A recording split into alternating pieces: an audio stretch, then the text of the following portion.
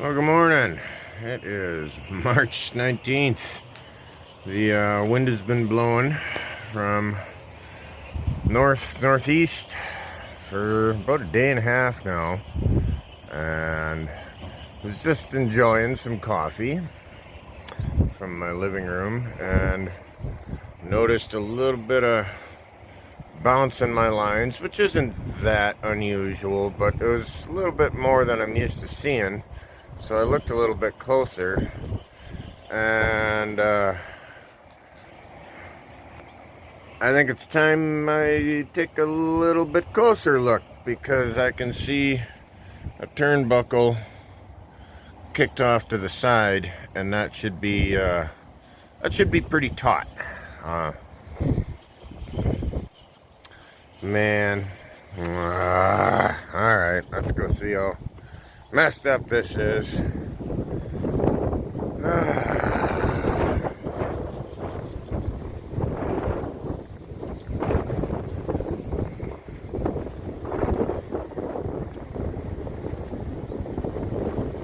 Bummer.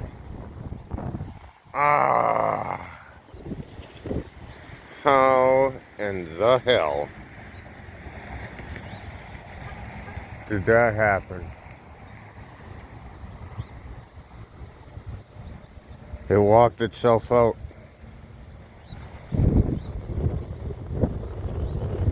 Son of a gun.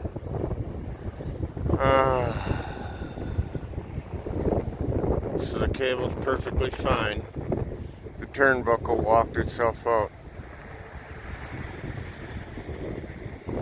Oh no. And that is right in headache area. You can see where they connect.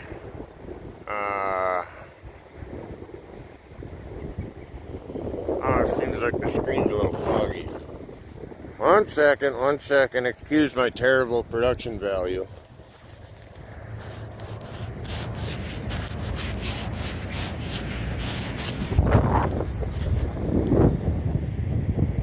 That's a little better, eh? So I got 2 clamps on there, and man, I knew it, but I was in a hurry. I had helpers and they had limited time. See, at the mid-length cables, I just welded rings, steel rings, and at the upper, time was limited for my helpers, and that was the only damn way this thing was going up in the air, was with a bunch of helpers. So I put smaller turnbuckles with the hooks facing reversed, you know, and then just double clamped them. It's 2 muffler clamps, which clamps seem fine, and I can see, yeah, the turnbuckle didn't snap, it just loosened itself and walked right back out. That's been up there for over 6 years. Looks like the other 2 never moved.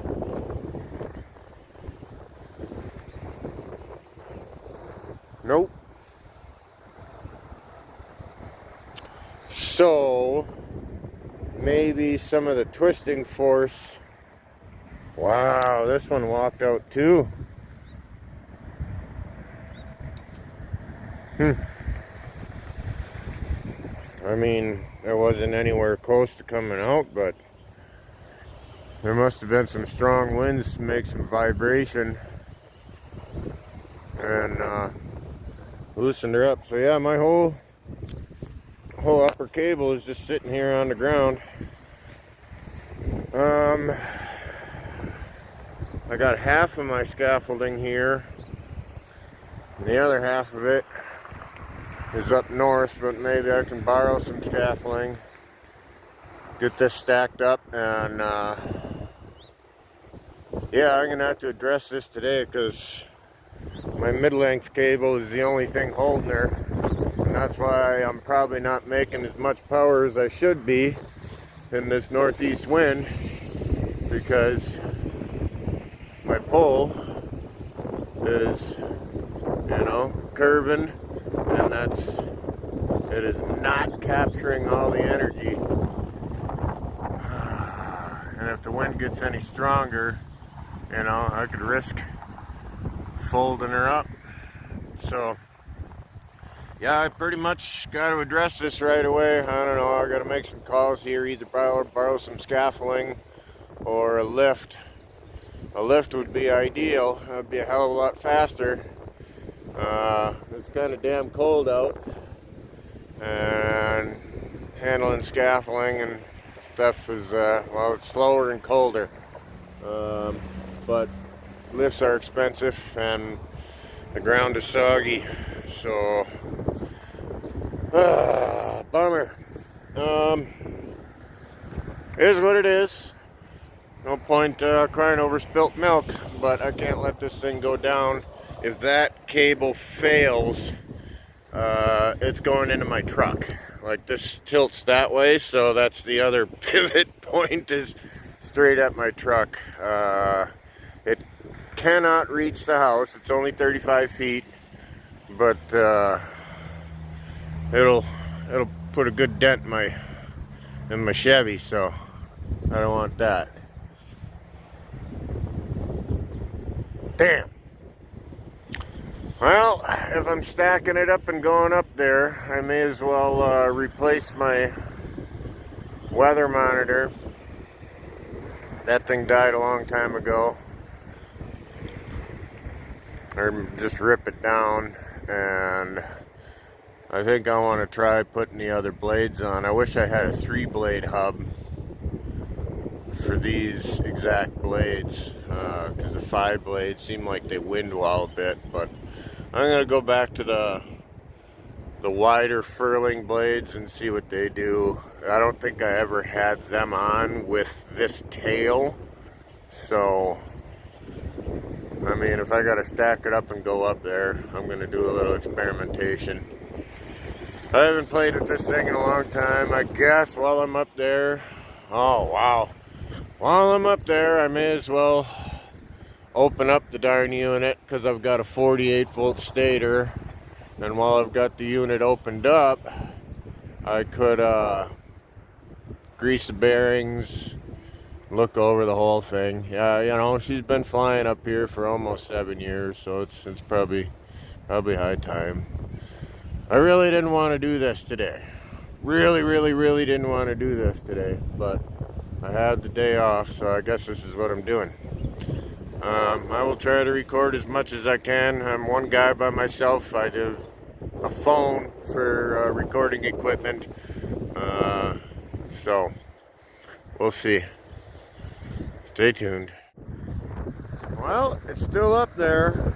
Our wind is getting stronger. She's bouncing. So I didn't want to take the time to go up north and get the rest of my scaffolding. Plus, that would have been pretty damn sketchy on scaffolding in this wind anyways. So we're renting a machine, and we're going to go up, I guess, the little bit safer way. I'm going to apply the brakes on my controller, which doesn't stop it completely, but it will slow it down. It doesn't fully ground out the 3 phases. It intermittently grounds them out one at a time, so it doesn't overheat the stator.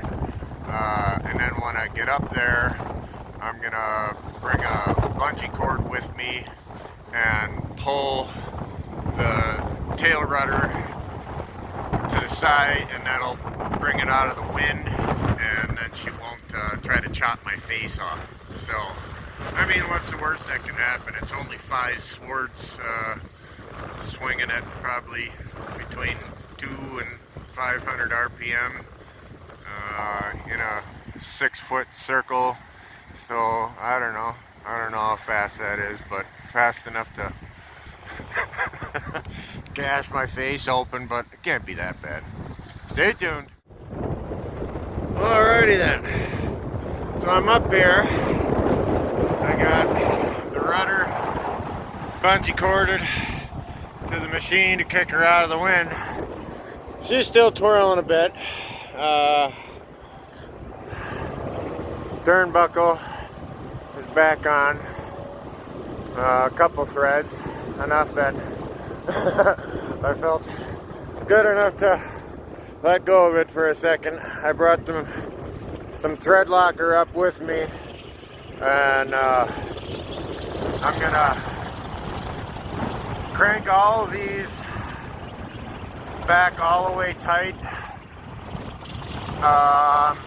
I did bring the tool to take the blades off. I'm probably going to do that before I go back down. And I'm going to, thread lock all these, crank them all the way tight, so that gives me a little bit more adjustment down there, because those guys have been cranked all the way tight for a while. Because all my cables, like I said, this thing's been up six years or so. They all stretched a little bit, and they'll do that. That's normal. But so by cranking these ones all the way tight, that'll give me a little bit more play on the ground. So I'll loosen them up. Yeah, I'm gonna take the blades off, and then I'm gonna play around with all that. So I don't have all these swords twirling around in my face. And yeah, it looks like I can crank these a little bit tighter, and maybe I'll, give this thing a full inspection while I got the machine. I got the machine for 4 hours, so let's make good use of the time. Alright, stay tuned.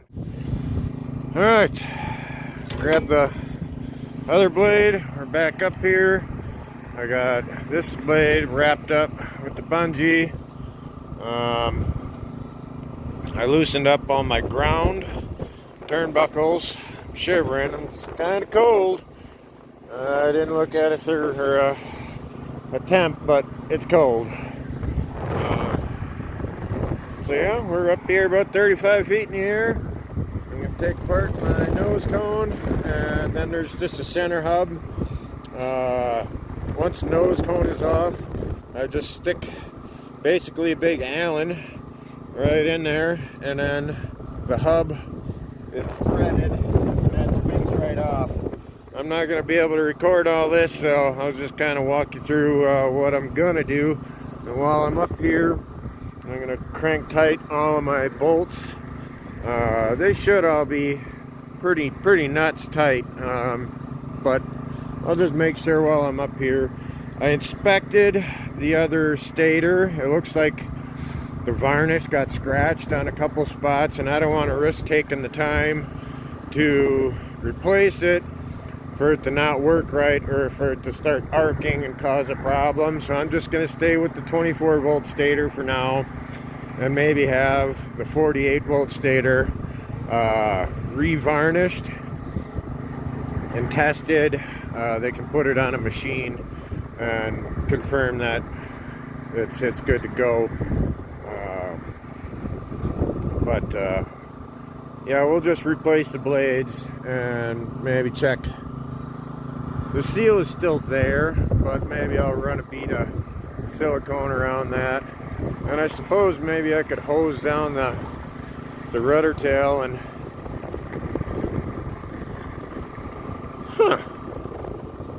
That seems like that's... I wonder how that's even possible. Oh, wow. Okay. So, what do I do there? Yeah. Interesting.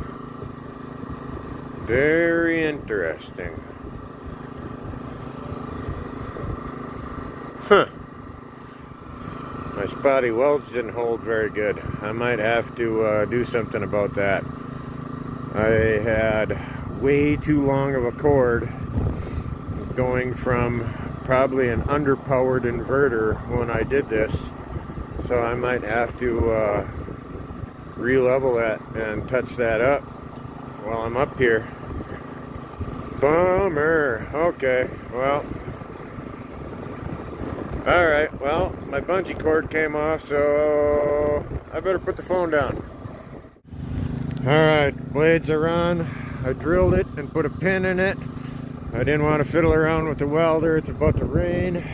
So I'm getting the hell down from here. I don't think I can do these controls one-handed. So you're not going to be able to see me let go and let the blades twirl up, but I'll check back when I'm on the ground after I've got everything tightened up. I'm getting cold, so enough video time. I gotta get this thing going and get the hell out of the cold. All right, stay tuned. Well, there she is. The lift is returned. I got my ground, the primaries anyways, all snug back up. The backups are way overstretched, so I'm gonna have to I'm not gonna fiddle around with that today because the rain started, but I'm gonna have to loosen up all the cable ties. Basically I'll just disconnect the turnbuckles, all three of them, turn them all the way out, and then reseat the cable ties, and that'll give me my adjustment back with them. These cables do stretch. You know, they've gone through a lot of seasons, heating and cooling, expanding and contracting, and a lot of storms. This tower has seen some serious wind. There was a tornado that went through 2 years ago. So like massive winds, trees down all over the place. Like we lost some trees down here. There was big damage all over the city. But yeah, I threw the 3-blade prop back on. Last time this was on was probably 5 years ago, and that was with the old tail that couldn't get in the wind very good. So we'll see what it does. You know, now that it's not an emergency, I will eventually get my scaffolding back here. If it turns out I don't like this prop, I think what I want to do next is try the sword style blades, but a 3-blade setup with those. Maybe I can get longer. I think those are 900 millimeter. I think I can get 1,000 or 1,100 millimeter blades that'll fit on a 3-blade hub, or maybe even that one. So I'll figure that out in the future, but for now I'm going to see what this thing does. I think one way or the other this is going to give me more consistent power. I might not see the same peaks, but that's fine with me. More consistent overall power is more important than seeing them peaks. You know, yes, I know this thing can make 1,200 watts, but I would much rather see 150 or 250 watts just come in steady every time the wind's blowing. And when I can get that stator checked out, getting the higher voltage stator will give my MPPT controller more to work with. So between the 3-blade prop and the higher voltage stator, that'll just be, you know, like I said, more overall power. It's kilowatt hours that charge big banks of deep cell batteries, not quick little freaky peaks. So alrighty,